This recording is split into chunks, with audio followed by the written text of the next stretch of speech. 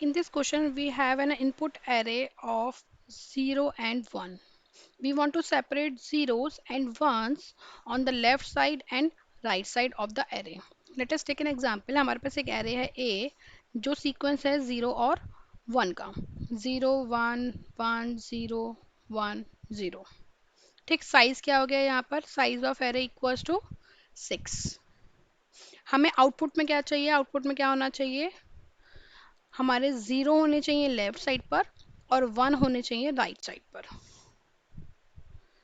ठीक है, अब इस फंक्शन को चेक करते हैं इसमें कोई प्रॉब्लम है या नहीं है. अगेन फर्स्ट लाइन हम जस्ट फंक्शन डेफिनेशन स्टार्ट कर रहे हैं, नो एरर.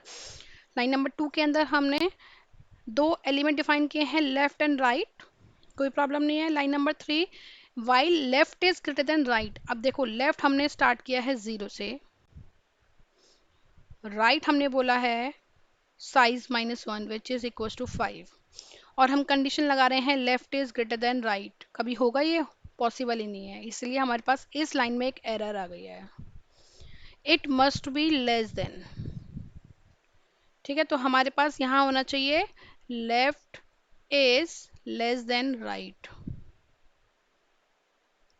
आगे बढ़ते हैं. While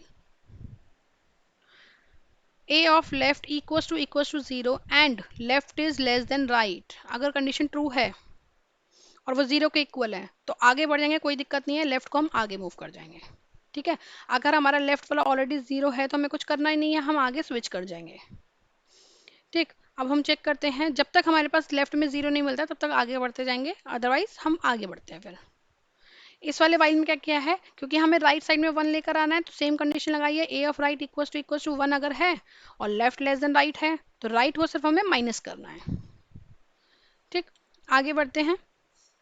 line number 8, if left is less than right, condition true, a of left equals to 0 and a of right equals to 1. और left को हमने, अब देखो यहाँ पर लेफ्ट को हमें डिक्रीज करना चाहिए, इंक्रीज करना चाहिए.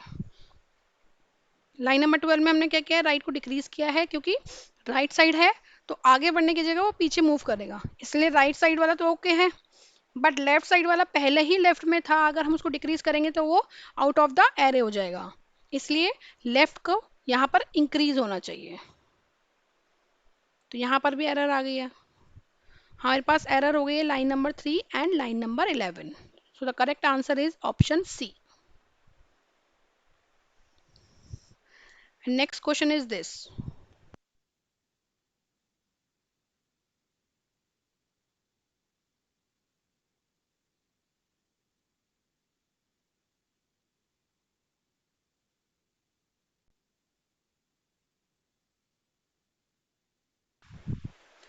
In this question we have a ascending order array. Let us take an example. हमारे पास एक array है A जो कि ascending order में है, -1 2 3 and 3. ठीक है, अब हमें क्या करना है, given function returns an index I such that ai is equal to I in the array, otherwise return -1. हमें क्या करना है, इस एरे के अंदर इंडेक्स से जो वैल्यू मैच कर रही होगी वो वैल्यू हमें रिटर्न करानी है, अगर नहीं मैच कर रही है तो -1 रिटर्न कराना है. इंडेक्स लिख लेते हैं. इंडेक्स क्या होगा यहाँ पर, 1 -1 के लिए 0 1 2 एंड 3, दैट मीन्स हमें रिटर्न होना चाहिए 3, आउटपुट आएगा हमारा 3. चेक कर लेते हैं.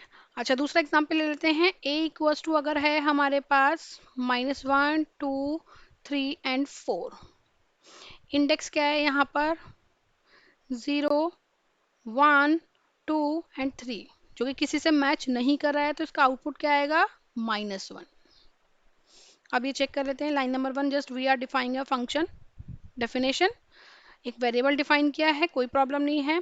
यहाँ पर हमें फिल इन द ब्लैंक्स दिया हुआ है. For I equals to 0 I less than size, size क्या हो जाएगा हमारे पास यहाँ पर, दोनों ही केस में साइज की वैल्यू है 4. इफ यहाँ कंडीशन क्या आएगी कि ये रिटर्न करेगा क्या, हमें क्या करना था कि अगर इंडेक्स वैल्यू एरे के एलिमेंट से मैच करती है तो हमें रिटर्न क्या कराना है, इंडेक्स वैल्यू. भाई अगर ये है और ये है, दोनों मैच कर रही हैं तो हमें दोनों में से कोई भी वैल्यू रिटर्न करा सकते हैं.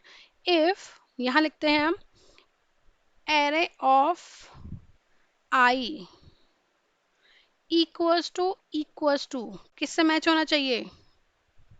हमने 0 से स्टार्ट किया है तो आई से मैच होना चाहिए। अगर मैच हो जाता है तो रिटर्न क्या करेगा? आई। ऑप्शन से भी चेक कर देते हैं। अगर हमें रिटर्न 0 कराना ही नहीं है तो ये ऑप्शन गलत है। यहाँ पर i+1 करते हैं, मतलब हम इस फर्स्ट एलिमेंट को सेकंड से कंपेयर कर रहे हैं तो ये भी गलत हो जाएगा।